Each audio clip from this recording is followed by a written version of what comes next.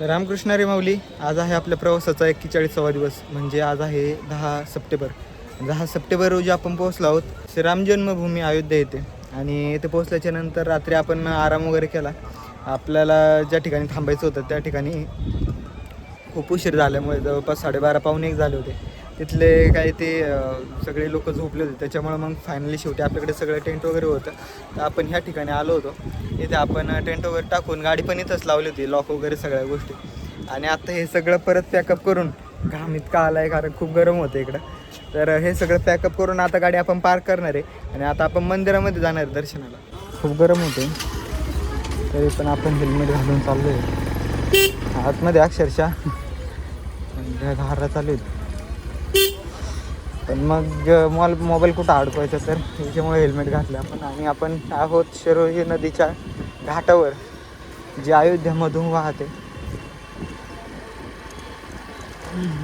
आपण बागेश्वरला गेलो होतो उत्तराखंडमध्ये, तर ती शरोई नदी हीच आहे. हीच शरोई नदी पुढे वाहते ते. आणि आपण सध्या अयोध्यामध्ये शरोई नदीच्या घाटावर आहोत.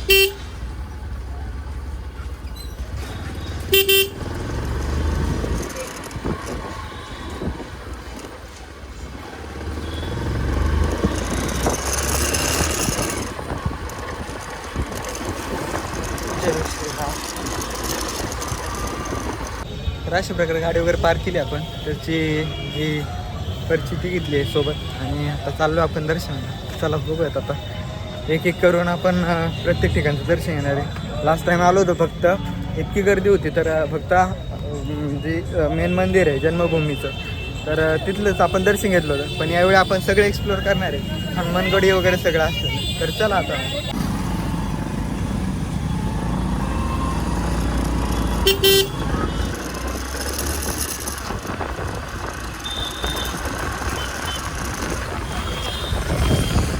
राममार्ग म्हणून या रोडला नाव आहे.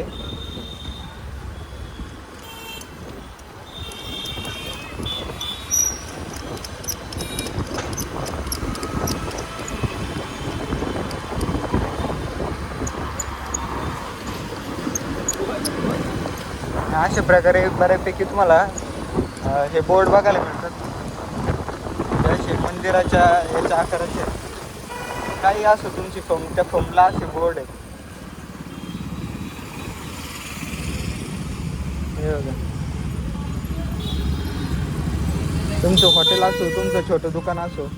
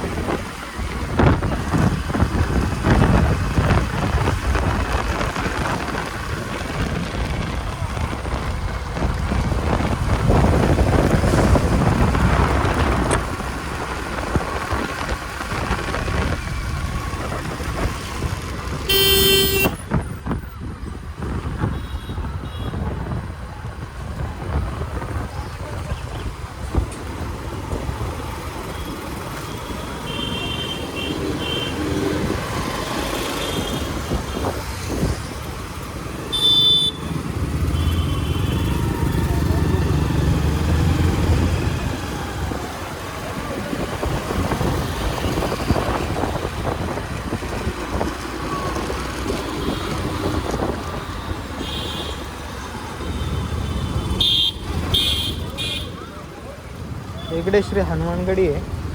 आणि पुढे गेल्यानंतर लगेच राईट साईडला मंदिर आहे. कारण आपण कुंभमेळ्याच्या वेळी आलो होतो, तर तेव्हाच माहीत आहे. इकडे हनुमानगडीला पण जाणार आहे, पण आपण अगोदर बाईक पार्क करणार आहे.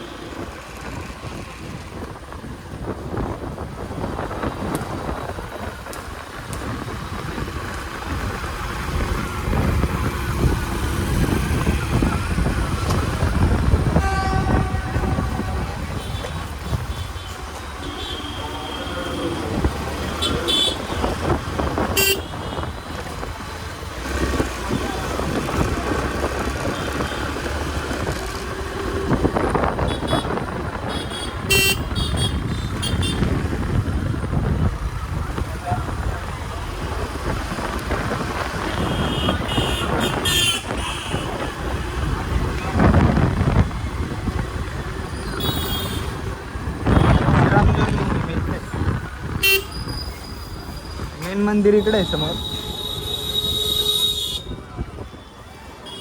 इथून आत गेल्याच्या नंतर इकडे वळावं लागतं, मग इकडे आतमध्ये आहे मंदिर. बाईक पार्किंग इथं कुठंतरी होती, आपण मागच्या वेळी बघितलं होतं.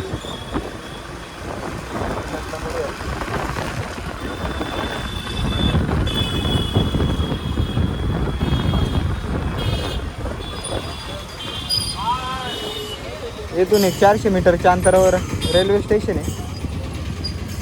लास्ट टाइम आपण रेल्वे स्टेशनच्या पाठीमागं एक महाराष्ट्र धर्मशाळा म्हणून आहे, तिथं थांबलो होतो. गोविंद महाराज मानसिंग आणि हे होते त्यावेळी. इथं कुठं पार्किंग इकडे गाडी पार्क करून आपण इकडे समोर आलोय. इकडं राम जन्मभूमी तीर्थक्षेत्र म्हणून इथून एंट्री असते दर्शनासाठी आत. तर चला आता आपण आज जाणार आहोत. इथून एंट्री करून आता आल्याच्या नंतर हे संस्थांचं आहे. इथं व्हीलचेअर वगैरे आपल्याला मिळतात. जर व्हीलचेअर जर हवे असेल तर इथून आपण घेऊ शकतो आणि पुढे जाऊ शकतो. त्यांचे सेवक वगैरे असतात व्हीलचेअर घेऊन. खूप गरम होतं इकडे आणि आपण दर्शनाच्या बारीमध्ये लागलो.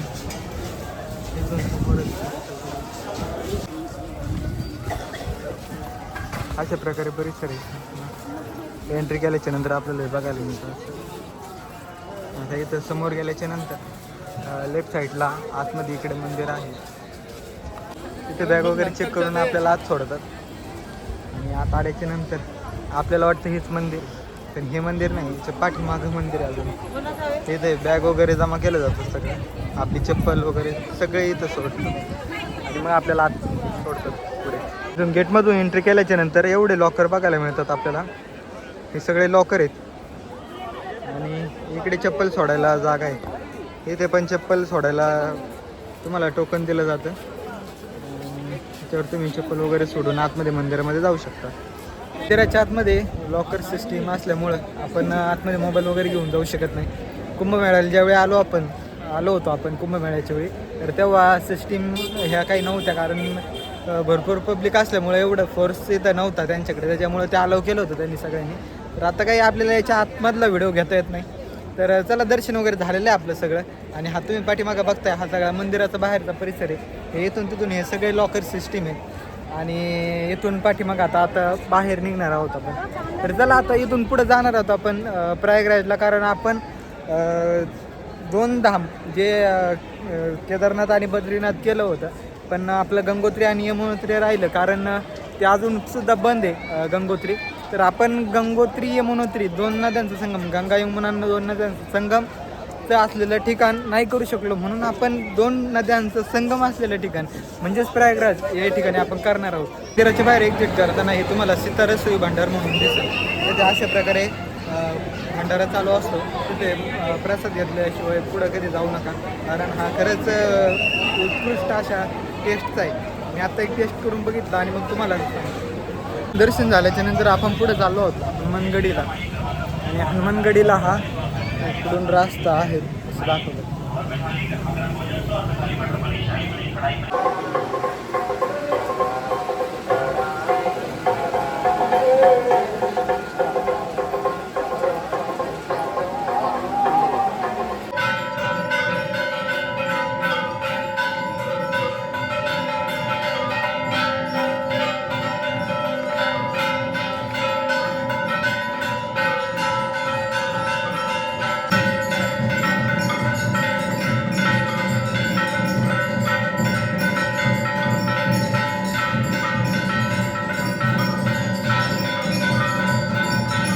प्रकारे हनुमानगडीचं दर्शन होऊन आपण आता चाललो आहोत. आपण बाईक ज्या ठिकाणी लावली होती तर पार्किंगमध्ये जाऊन, तर आपण चाललो आहोत पार्किंगकडे. ते जाऊन आपण बाईक घेणार आहे आणि तिथून पुढे निघणार आहे आता आपल्या पुढच्या प्रवासासाठी, म्हणजेच प्रयागराजसाठी. तर इथून आता पार्किंगमधून आपण बाईक काढली बाहेर आणि आपण डायरेक्ट आता समोर जातो.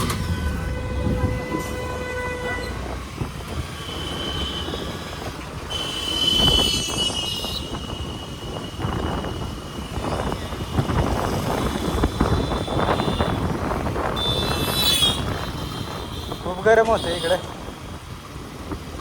उत्तराखंडमध्ये होतं थंडी वाजत होती भरपूर. इकडे इथं गरम होतं.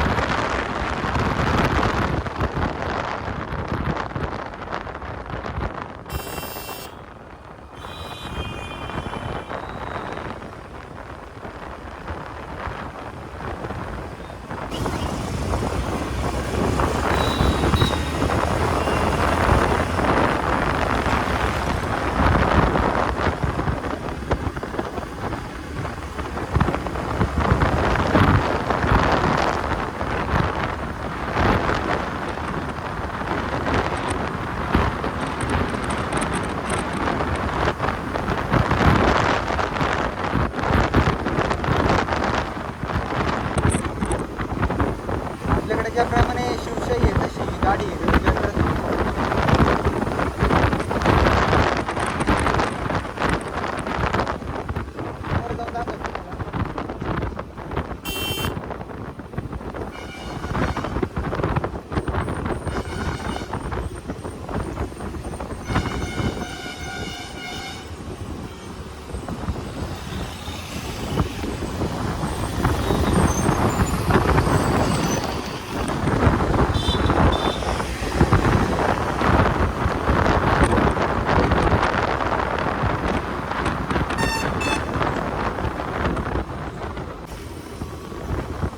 प्रयागराजीतून 160 किलोमीटर दाखवते.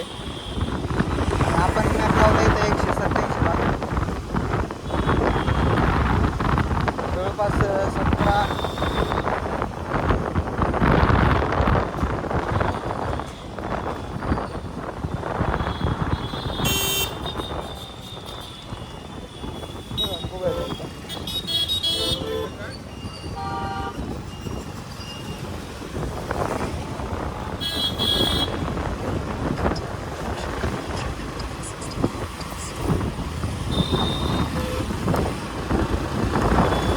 किलोमीटर स्ट्रेट दाखवलं.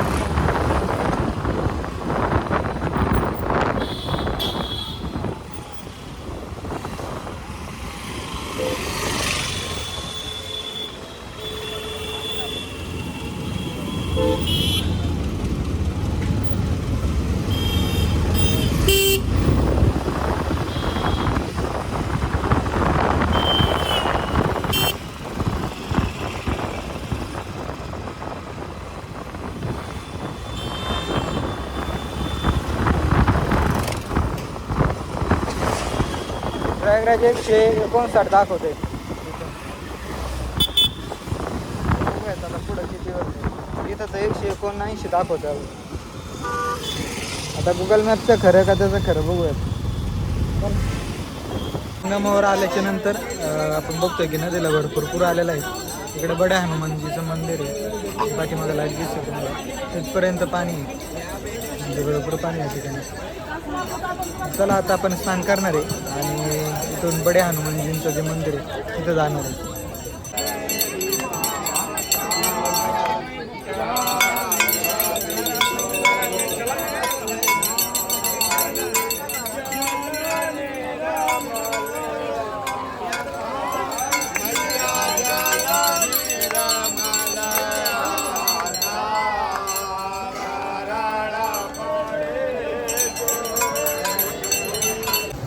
आता गंगाचं स्नान झालं आपलं संगमाचं. आपण आता बडे हनुमानजी म्हणून शेजारी मंदिर आहे तिथं निघणार आहे आपण. हे पाठीमागं संगम आहे. भरपूर पूर आलेला आहे. अक्षरशः डांबरीवर पाणी. डांबरी रस्त्यावर पाणी आलेलं आहे अक्षरशः. चला गाडी तिकडे समोर पार्क करून आपण इकडे आलो होतो. बडे हनुमानजींचं मंदिर आहे दर्शन घेण्यासाठी. तर इथं तुम्ही बघताय हे गेटच पाण्यात आहे. म्हणजे इथून परत पुढं मंदिर ह्या साईडला आहे. तर मंदिर पूर्ण पाण्यात आहे बडे हनुमानजी. आणि हे बघा हे गेट आहे. तर नाव लिहिलेलं आहे श्री बडे हनुमानजी मंदिर. अशा प्रकारे इतकं पाणी आलेलं आहे. तर चला आपलं स्नान वगैरे झालेलं आहे. आता आपण बघूयात कुठं काय भेटते का, नाही तर आपण डायरेक्ट जाणार आहोत काशीला. काशी विश्वेश्वर इथून एक 100-1 किलोमीटर आहे, 100-110 काहीतरी. आणि आत्ता सध्या 7-7:30 होत आहेत. म्हणजे तरी आपल्याला पोचायला 2 तास लागतील, 9-9:30 होतील. तसंही जर समजा इथं थांबायचं म्हटलं तर इथं बघायला काय करायला आपला वेळ जाईल. पण तसं डायरेक्ट आपण काशीला गेल्याच्या नंतर तिथं कुठल्या घाटावर वगैरे थांबू शकतो.